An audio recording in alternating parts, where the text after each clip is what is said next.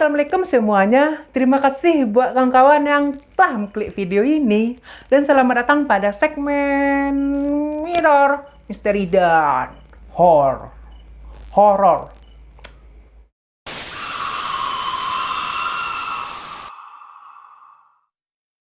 Mirror kali ini kita membahas gunung lagi ya kan? Tapi yang kali ini beda, yaitunya hilangnya para pendaki gunung yang ditemukan dalam keadaan selamat. Seperti yang kita tahu, kalau ada orang hilang di gunung tersebut, biasanya ditemukan dalam keadaan meninggal atau masih hidup, atau dalam keadaan sekarat lah gitu. Karena di dalam rimba bisa saja nih orang-orang yang nyasar bisa saja dimakan sama hewan buas, atau sekarat karena kedinginan atau kelaparan ya kan, atau banyak macam-macamnya gitu. Mereka ini hilang karena keluar dari jalur pendakian atau tersesat lah gitu. Seperti yang aku tahu nih ya, kalau mendaki gunung biasanya udah ada jalan masuk yang udah dirambas, jalur maupun rambu-rambu yang menuntunnya supaya sampai ke cadas atau ke puncak. Nah, kenapa orang-orang ini bisa hilang? Banyak rumor yang menyebutkan orang ini hilang karena tersesat, nyasar, dan lain-lain. Tersesatnya macam-macam pula tuh. Tersesat karena dipersesat oleh makhluk gaib lah, atau tersesat karena dia sendiri. Macam-macam pokoknya deh. Jadi siapakah orang yang masih beruntung atau selamat tersebut? Ditonton sampai habis ya kawan-kawan. 3, 2, 1, cekidot.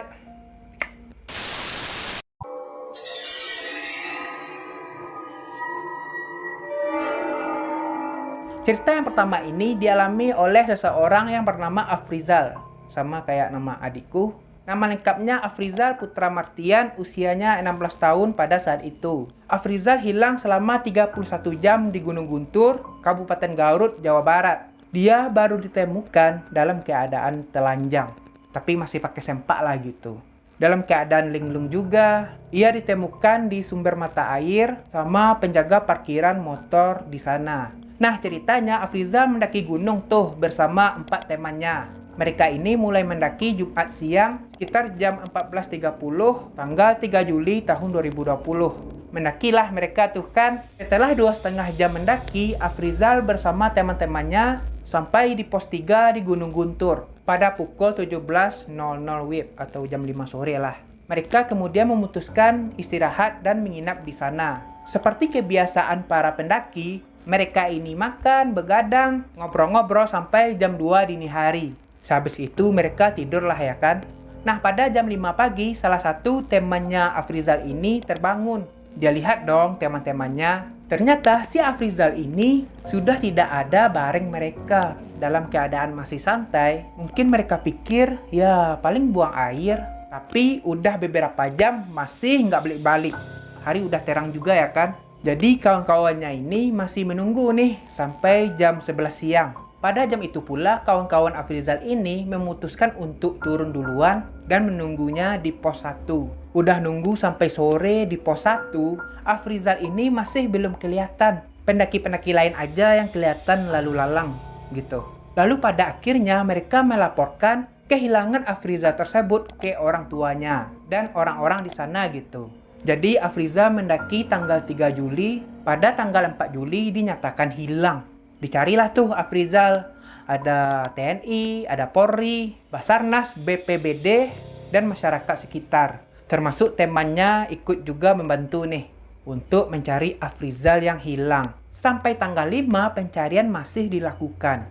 Tapi syukurnya Afrizal berhasil ditemukan pada jam 9 pada tanggal itu. Afrizal ditemukan oleh juru parkir di sana yang bernama Entis Sutisna. Nah, menurut pengakuan Pak Entis ini, saat pencarian remaja hilang ini, Pak Entis mengambil jalur berbeda dengan tim penyelamat lainnya. Waktu itu Entis mengaku naik ke Gunung Guntur sejak pukul 6 pagi. Setelah lelah mencari, Entis pun beristirahat. Lalu berdoa agar segera bertemu dengan korban. Saya tawasul, berserah diri karena semuanya bagaimana Allah. Setelah itu saya teriak-teriak panggil nama korban. Dan alhamdulillah ada jawaban.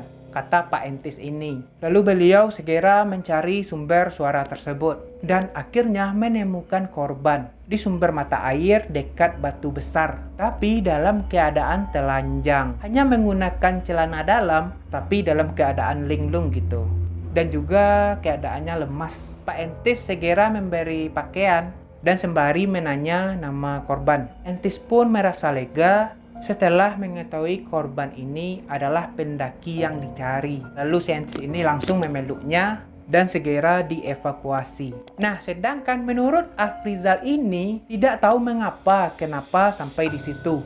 Afrizal hanya mengingat sedang tidur di dalam tenda bersama teman-temannya. Selain itu, Afrizal juga memberi kesaksian lain saat tersesat itu dalam keadaan sadar atau tidak sadar, 50-50 lah. Ia ini sempat melihat orang lain, namun ia tak dapat berkomunikasi dengan orang itu. Afrizal dinyatakan hilang selama 31 jam setelah ditemukan lalu dipulangkan ke rumah orang tuanya di Kecamatan Cilau, Kabupaten Garut, Jawa Barat. Hilangnya Afrizal di Gunung Guntur masih menjadi misteri yang belum terpecahkan. Mungkin di antara kawan-kawan ada yang lebih mengerti tentang kejadian ini. Jangan lupa komen di bawah ya. Oke, kita next.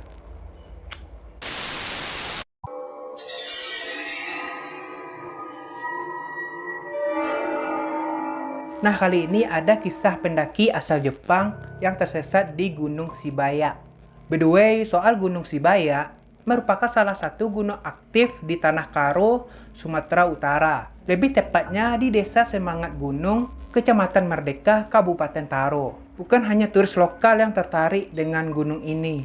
Turis mancanegara pun banyak menjadikan Gunung Sibaya sebagai destinasi wisata mereka. Namun, selain menyuguhkan pemandangan yang indah, Gunung Sibaya juga menyimpan beragam misteri dan cerita mistis. Tak sedikit para pelancong yang diganggu oleh penunggu gunung, seperti cerita tentang pendaki asal Jepang yang tersesat saat mendaki dan mengaku masuk ke kampung gaib pada tahun 2013 lalu. Kisah ini diceritakan oleh orang yang bernama Era, warga sekitar yang kebetulan membuka warung di kaki Gunung Sibaya. Kisah ini menjadi salah satu cerita seram yang cukup populer di sana. Era menceritakan pada waktu itu, pendaki asal Jepang bernama Yamada Kosei mendaki sendirian tanpa pemandu sampai-sampai dia ini tersesat. Tak ada yang tahu pasti gimana dia sampai tersesat. Tapi diduga dia ini melewati batas jalur pendakian,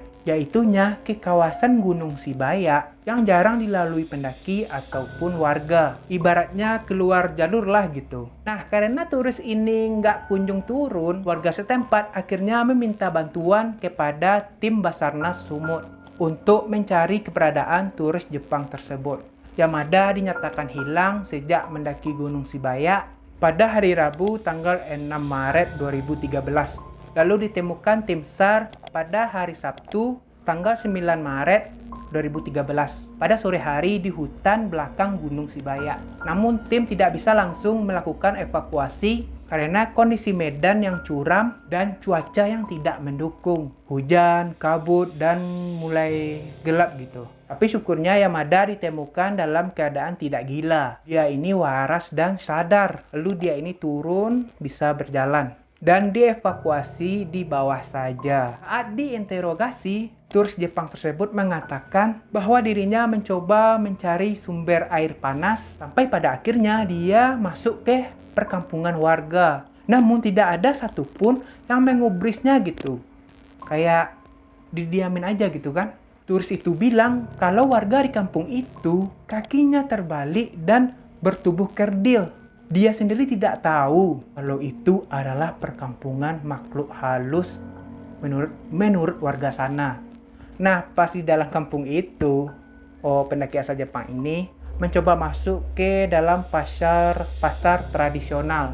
Di sana dia menemui beragam aktivitas jual beli. Banyak makanan yang dijajakan di sana. Mulai dari kue, daging, minuman, dan lainnya. Karena dia ini merasa kelaparan, dia coba tuh mengambil makanan dan minuman yang dijajakan pedagang itu. Tapi Aneh gitu. Karena tidak ada satupun makanan atau minuman yang bisa dia raih. Padahal dia kelaparan gitu, dia raih gitu. Nggak bisa gitu, kayak tembus gitu. Kayak di film-film. Seakan-akan para pedagang makanan tersebut tidak melihat keberadaannya. Terlihat atau memang pura-pura nggak lihat. Nah, menjelang malam hari, ada pesta rakyat di perkampungan itu. Banyak warga sana yang menikmati hiburan malam hingga membakar api unggun. Meskipun terkesan aneh, keberadaan turis itu tetap tidak menyadarinya. Karena merasa dicuekkan, turis itu terus berjalan sampai ke aliran sungai di dalam hutan. Di sanalah dirinya ditemukan sama tim Basarnas. Dalam keadaan lelah karena kelaparan dan dehidrasi. Lututnya juga coreng-coreng luka karena menelusuri hutan. Untung saja turis itu tidak memakan makanan orang bunian. Kata orang terdahulu, jika kita makan, kemungkinan besar kita tidak akan kembali. Kata si Era, pemilik warung di kaki gunung itu. Nah, gimana menurut kawan-kawan soal cerita mistis yang dialami turis Jepang tersebut? Mungkin ada di antara kawan-kawan yang tinggal di Tanah Karo. Kalau kawan-kawan tahu seputar cerita mistis Gunung Sibaya, jangan lupa komen di bawah, oke? Nah, kita next.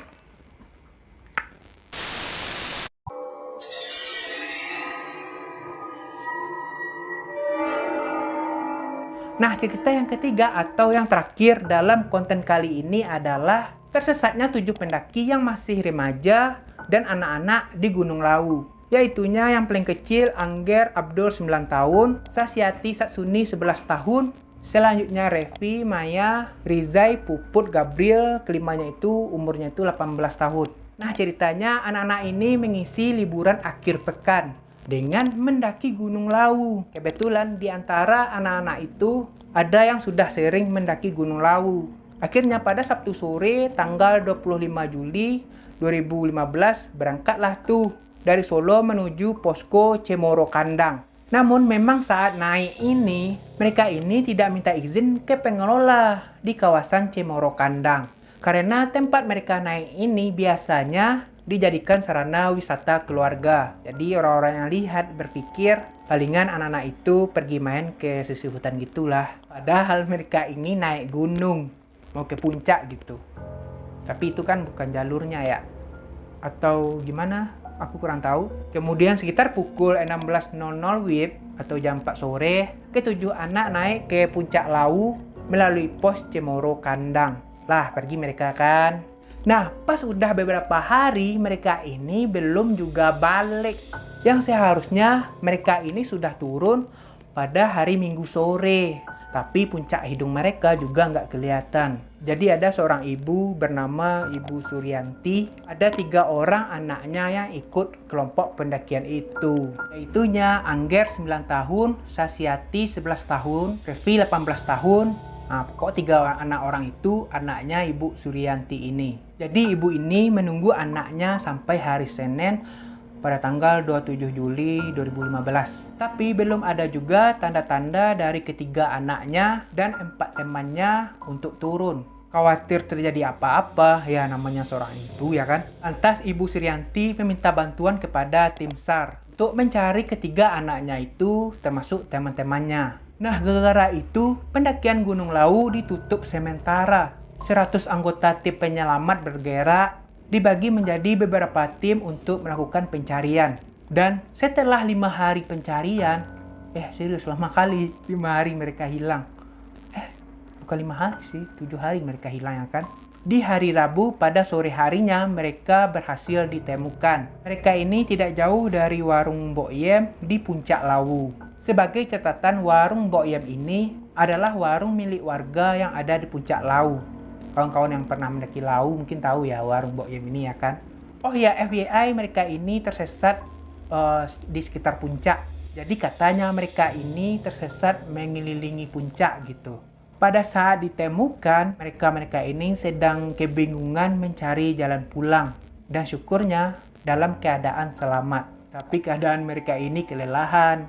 Bekal makanan terbatas. Saat tim menemukan mereka ini masih punya beberapa biskuit sama air.